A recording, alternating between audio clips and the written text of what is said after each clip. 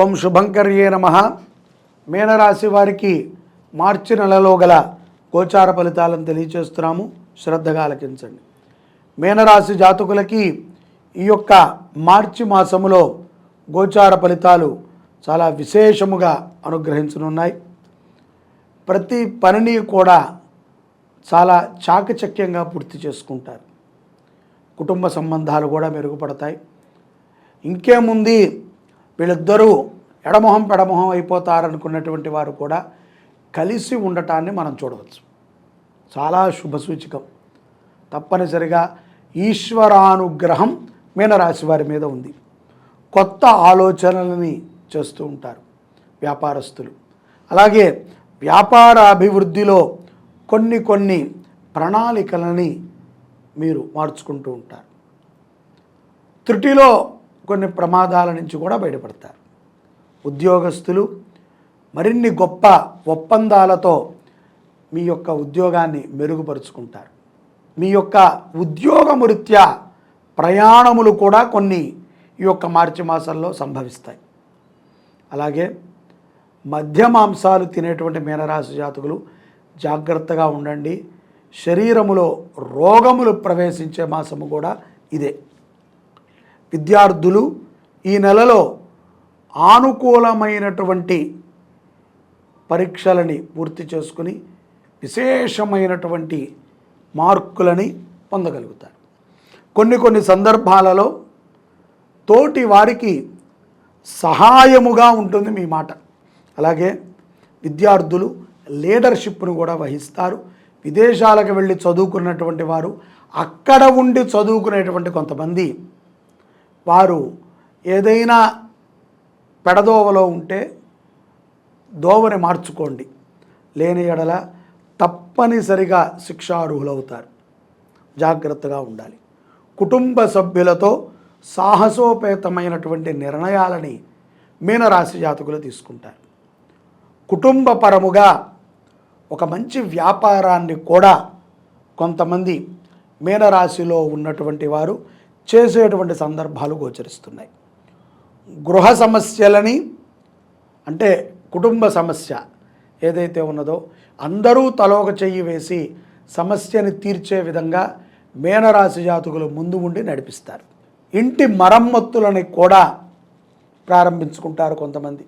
అనుకోని సంపద ఎప్పుడో ఎక్కడో తెలియక పెట్టిన పెట్టుబడో, లేకపోతే స్థలమో, లేకపోతే ఏదో షేర్సో అవి గుర్తుకు రావటము, అది 10 అవ్వటము, దాని నుంచి సత్ఫలితాలని ఈ యొక్క మీనరాశి జాతకులు ఈ మాసంలో పొందుతారు.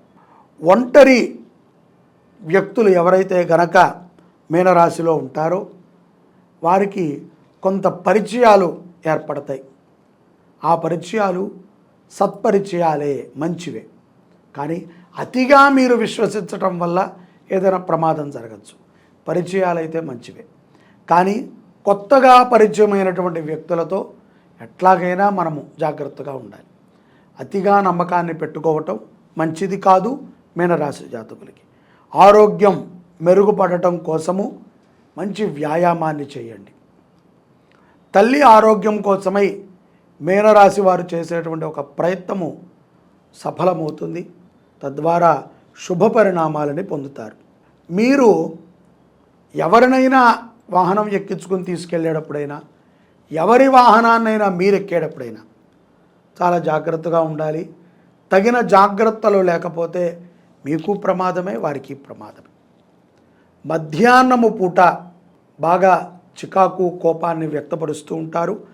మీరు తస్మాత్ కోపాన్ని అదుపులో పెట్టుకుంటేనే మీనరాశి జాతకులకి శుభ ఫలితాలు ఉంటాయి. ఈ యొక్క పౌర్ణమి తరువాత ఈ యొక్క 2 నెలల నుంచి కూడా ఉన్నటువంటి కొన్ని సమస్యలు, 2-3 నెలల నుంచి మిమ్మల్ని వెంటాడుతున్న ఆర్థిక సమస్యలే కానీ, కుటుంబ సమస్యలే కానీ, ఆరోగ్య సమస్యలే కానీ, వాటికి ఒక సొల్యూషన్ లభిస్తుంది. అలాగే మీ శక్తికి మించి కొన్ని పనులను కూడా మీరు చేస్తారు.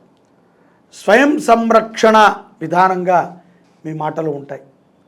నలుగురిలో మీరు మాట్లాడుతున్నప్పుడు మీకు నచ్చనిది ఎవరైనా చెబితే వెంటనే మొహం మీదే చెప్పి వెళ్ళటం అనేటువంటిది మంచి పద్ధతి కాదు.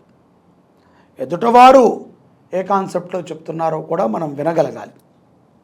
అలాగే పెట్టుబడి పెట్టేటువంటి కొన్ని వ్యాపారాలని కూడా ఈ పౌర్ణమి తర్వాత మీనరాశి జాతకులు ప్రారంభిస్తారు. విద్యార్థులలో బుద్ధి కుశలత ఎక్కువగా పెరుగుతుంది. వారికి ఇంకా మనము బెటర్గా ఉండాలి, ఇంకా మంచిగా మనం చదవాలి అనేటువంటి ఆలోచన ఉంటుంది. చెడు స్నేహితులని వీరే కట్ చేస్తారు. స్త్రీ పురుషులు ఇరువురు కూడా బాలబాలికలు చాలా జాగ్రత్తగా విద్యాభ్యాసం మీద శ్రద్ధ పెట్టండి. శుభవార్తలని వింటారు.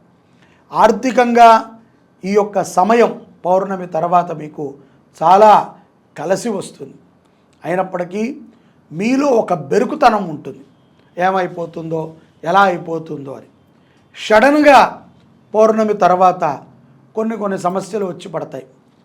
భర్తకి బాగాలేదనో, భార్యకి బాగాలేదనో, పిల్లలకి బాగాలేదనో సడన్గా ఊహించని రీతిలో కొన్ని సమస్యలు వచ్చి పడతాయి. అప్పుడు బాగా కంగారు పడిపోయి కోపగ్రస్తులు అవుతారు. విశేషమైనటువంటి మీటింగ్ ఉన్నప్పుడో లేకపోతే డిస్కషన్స్ ఉన్నప్పుడో ఎమర్జెన్సీ ఉన్నప్పుడు ఒకేసారి ఇంకొక ఎమర్జెన్సీ కూడా వచ్చి పడుతుంది. ఎటూ తేల్చుకోలేక ఉంటారు. కాబట్టి అటువంటి సందర్భాల యందు మనోధైర్యంతో నిర్ణయాలను తీసుకోవాలి. మాసాంతములో చిన్ననాటి మిత్రుల కలయిక ఆనందాన్ని ఇస్తుంది. దేవాలయ దర్శనాలు చేస్తారు. కొత్త వ్యాపార ప్రయత్నాలు ప్రారంభించేటువంటి అనుగుణము కూడా మాసాంతరమునందు. ఇటువంటి మాసమునందున మీరు మీనరాశి జాతకులు శివారాధనని చేయటం చాలా గొప్ప ఫలితాలను ఇస్తుంది.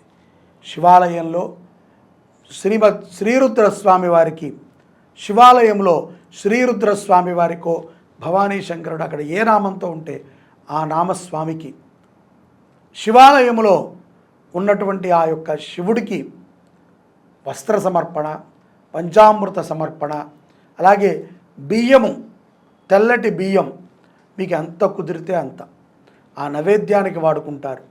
నైవేద్యానికి బియ్యాన్ని సమర్పణ చేయండి. ప్రమాదాల నుంచి బయటపడతారు. దుస్వప్నాలు చాలామందికి మీనరాశి జాతకులకి పీడ స్వప్నాలు వస్తూ ఉంటాయి. ఆ స్వప్నాల నుంచి కూడా బయటపడడానికి ఈశ్వరారాధన, ఈశ్వరుడికి పంచామృతాలు సమర్పణ చేయటము, బియ్యాన్ని సమర్పణ చేయటము ఎంతో ఉపయుక్తము మీనరాశి జాతకులకి.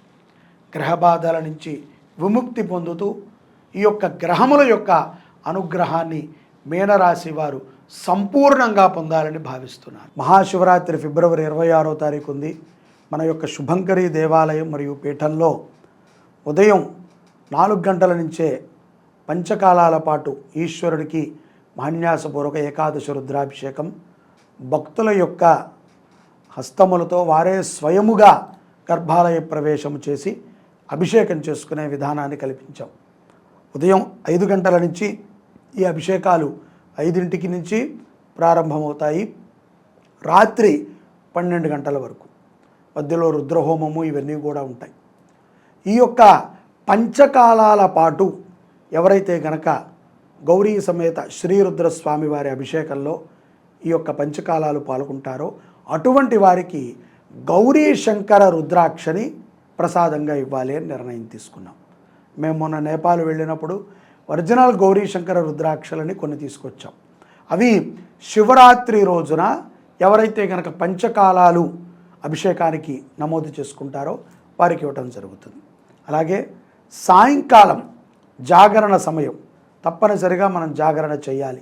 లింగోద్భవ కాలం అయిన తర్వాత ఈ యొక్క శివ కళ్యాణం ఘట్టం ఏదైతే ఉందో అది హరికథా గానామృతాన్ని మన దేవాలయంలో ఏర్పాటు చేయడం జరిగింది. దక్షయజ్ఞము, శివపార్వతుల యొక్క హరికథ కార్యక్రమాన్ని మనము మన దేవాలయంలో ఏర్పాటు చేసుకుంటున్నాము. శ్రీ మోగిచెర్ల నాగమణి గారు, వారు చక్కటి విద్వాంసురాలు. ఆవిడ చేత ఈ యొక్క రాత్రి 12 గంటల నుంచి 3 గంటల వరకు జాగరణ సమయంలో హరికథా గానామృతం చక్కగా అందరూ వైదిక కార్యక్రమాల్లో పాల్గొనండి. అదైన తర్వాత శివపార్వతుల కళ్యాణం కూడా మన దగ్గర ఉన్నది. ఆ కార్యక్రమంలో కూడా పాల్గొనండి. పంచకాలాల పాటు ఎవరైతే గనక రుద్రాభిషేకంలో పాల్గొంటున్నారో వారికి మాత్రమే ఈ యొక్క గౌరీ శంకర రుద్రాక్షని ప్రసాదంగా ఇవ్వటం జరుగుతుంది. మిగతా వారికి పంచముఖి రుద్రాక్షని ప్రసాదంగా ఇవ్వటం జరుగుతుంది. జై శుభంకరి. హర నమః పార్వతీపతయే. హర హర మహాదేవ. శంభో శంకర.